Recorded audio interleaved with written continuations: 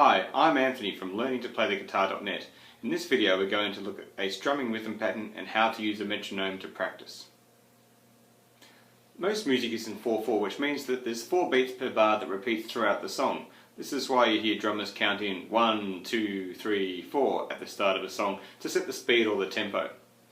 So when you're strumming rhythms on the guitar, basically if we start with an E minor chord, we'll show you a quick demonstration of this. We're going to strum down on each beat of the bar. So for example we would go 1, 2, 3, 4, which is basically down, down, down, down. So it's fairly simple at this stage. So that's called the on beat, so it's on the beat. So 1, 2, 3, 4.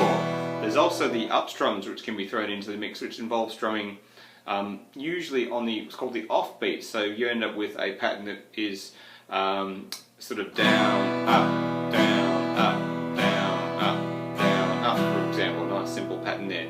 So that the off beat is called the and, so the count of that would be like this: 1 and 2 and 3 and 4 and. So that's how rhythms are generally written and played, I suppose, for guitar. So an example of a rhythm which we've written out here, which will pop up on the screen in a second, is this. So with the diagram you're seeing now on the screen, it shows you this particular rhythm, which is 1 and 2 and 3 and 4 and 1, 2 and 3 and 4 and. So you can see there's no strumming after the 1, so it translates to down, down, up, down, up, down, up, down, down, up, down, up, down, up. The idea of having a break from deleting one of the up strums is that it makes a rhythm a bit more interesting, and places an emphasis on what's called the 1 of the bar as well, so it gives you a bit more of a feel to the song, or the rhythm in this case.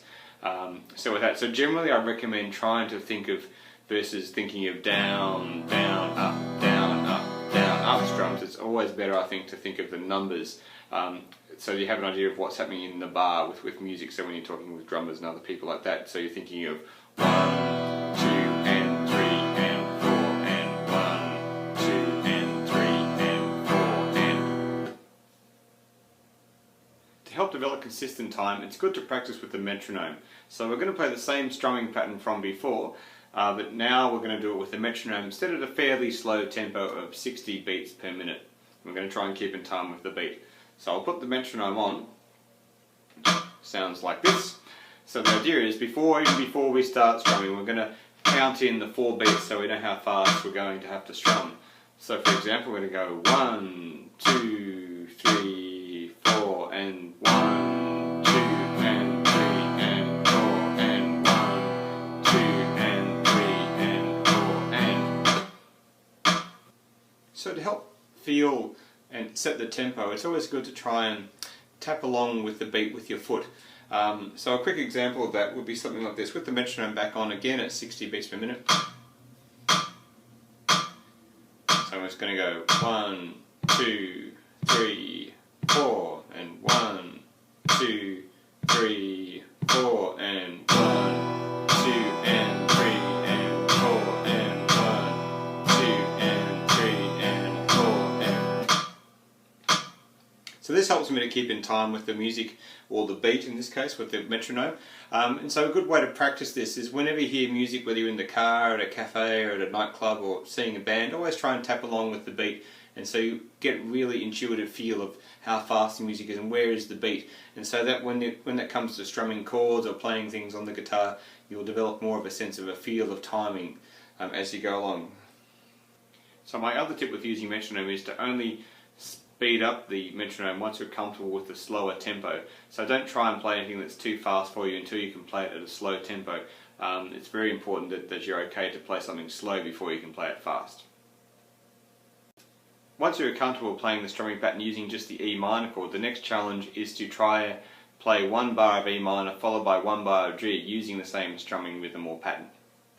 So the trick here is to not stop between each chord change using the strumming pattern. So to help us out with this, we're going to again use the metronome set at 60 beats per minute to give us a nice slow tempo to practice this strumming pattern with the chord change at the same time. Right. 1, 2, 3, 4, 1.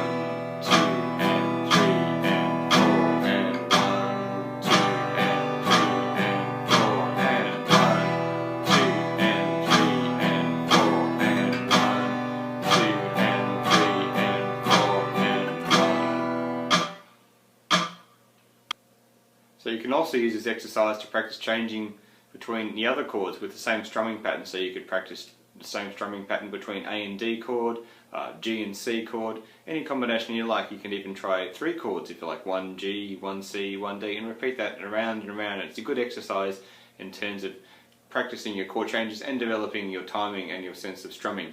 And only once are you comfortable with that slower tempo of 60 beats per minute can you then try increasing it to something faster like 70 or 80 beats per minute. So it's very important to get it right slow before you're trying to play it any faster.